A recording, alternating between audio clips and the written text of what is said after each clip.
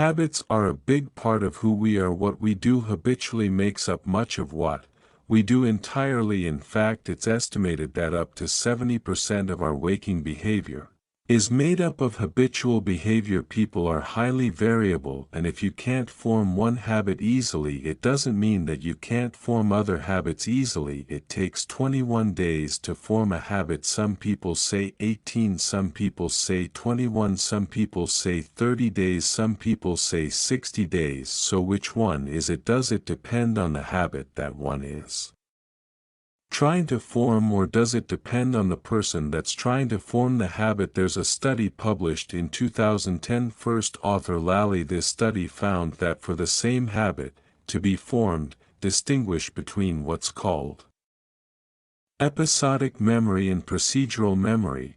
Episodic memory is a recall of a formation habit maintenance and habits. I'd like to give you a particular, if so desired, how to break particular. In the neuroscience of memory, we individuals to form that habit, it can take anywhere from 18 days to as many as 254 days for different. Memory is neural mechanisms as a sodium-associated neuroplasticity, and apply that to habit, particular set of events that happened. Psychology literature, scientific literature of how the nervous, small changes occur in the cognitive. And so what I'd like to do is to take the system learns and engages in, talk for a second about what procedural tool that's gleaned from the research.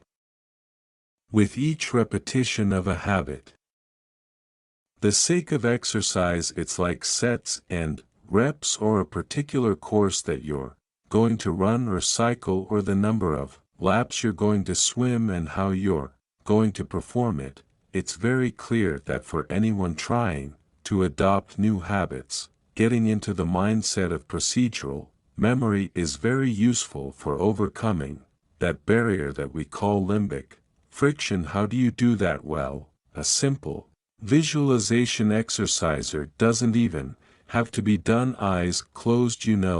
Oftentimes we hear visualization exercise, you think about sitting in the lotus position, eyes closed, trying really hard to visualize something. Doesn't need to be anything like that. It can simply be, if you are deciding to adopt a new habit, to just think about the very specific sequence of steps that's required to execute that habit. And I'll use a trivial example, but this could be applied to anything. Let's say I want to get into the habit of making myself or someone else in my household a cup of espresso every morning.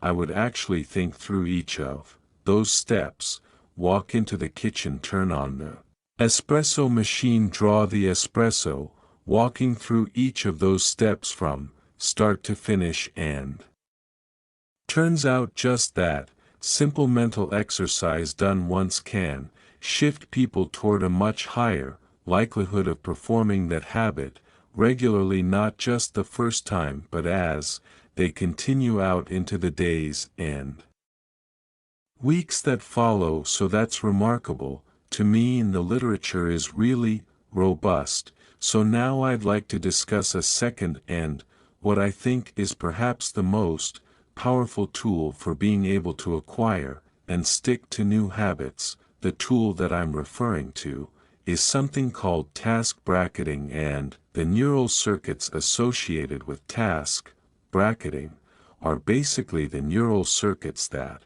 are going to allow you to learn any new type of habit or break any habit that you'd like to break. We have in our brain a set of neural circuits that fall under the umbrella term of the basal ganglia. The basal ganglia are involved in action execution, meaning doing certain things, and action suppression, not doing certain things.